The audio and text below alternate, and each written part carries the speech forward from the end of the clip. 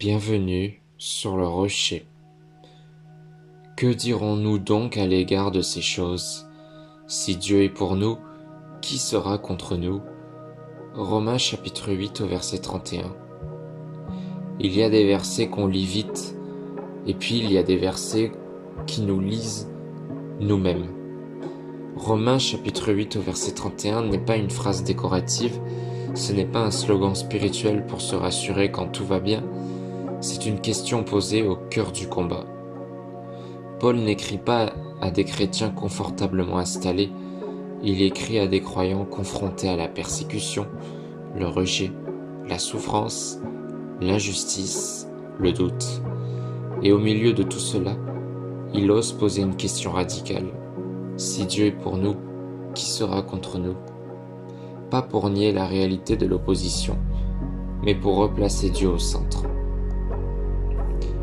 Romains chapitre 8 est l'un des chapitres les plus puissants de toute la Bible.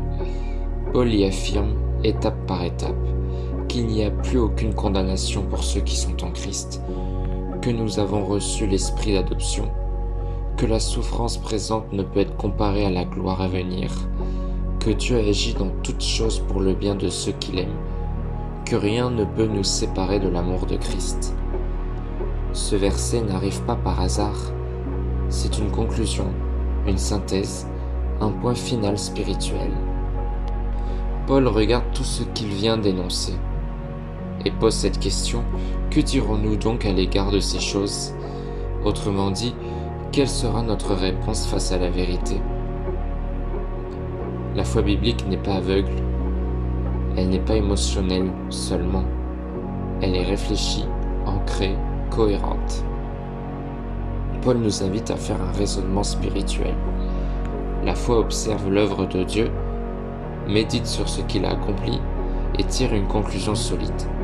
Si Dieu nous a justifiés, s'il nous a adoptés, s'il nous a aimés jusqu'à la croix, alors notre manière de parler, de penser et de vivre doit changer.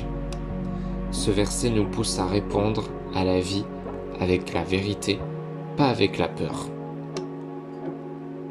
Si Dieu est pour nous, cette phrase est bouleversante. Dieu n'est pas neutre, indécis, ni spectateur. Il est pour nous. Cela signifie qu'il prend position, qu'il s'engage et qu'il défend notre cause. La preuve n'est pas dans nos ressentis, la preuve est à la croix. Dieu n'a pas attendu que nous soyons forts, fidèles ou parfaits. Il a donné son Fils alors que nous étions encore pécheurs. Si Dieu est pour toi, ton passé n'a plus le dernier mot, ton présent n'est pas inutile, ton avenir n'est pas perdu. Paul ne dit pas que personne ne sera contre nous. Il sait que des hommes s'opposeront, que des systèmes résisteront, que des accusations surgiront et que l'ennemi attaquera. Mais la vraie question est, qui peut réellement l'emporter contre Dieu?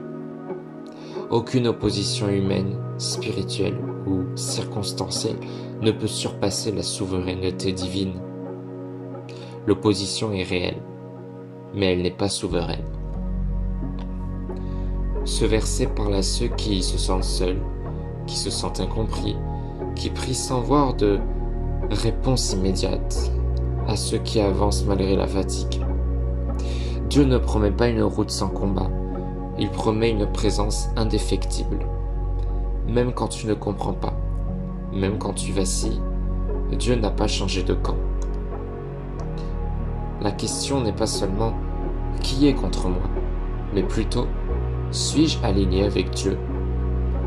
Quand Dieu est pour toi, tu peux tomber sans être détruit, tu peux douter sans être rejeté, tu peux souffrir sans perdre ton identité. La victoire biblique n'est pas l'absence d'épreuves, c'est la fidélité de Dieu au milieu de l'épreuve. Romains chapitre 8 au verset 31 est une arme spirituelle, à proclamer quand la peur revient, quand l'accusation te vise et quand le découragement murmure. Ce n'est pas de l'arrogance, c'est une foi enracinée dans la grâce. Tu ne proclames pas ta force, tu proclames sa fidélité. Quand Dieu est pour toi, l'échec n'est pas définitif, la chute n'est pas la fin, l'opposition n'est pas victorieuse.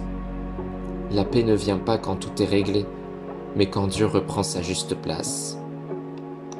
Seigneur, quand je me sens attaqué, rappelle-moi que tu es pour moi. Quand je doute, rappelle-moi que la croix a déjà parlé.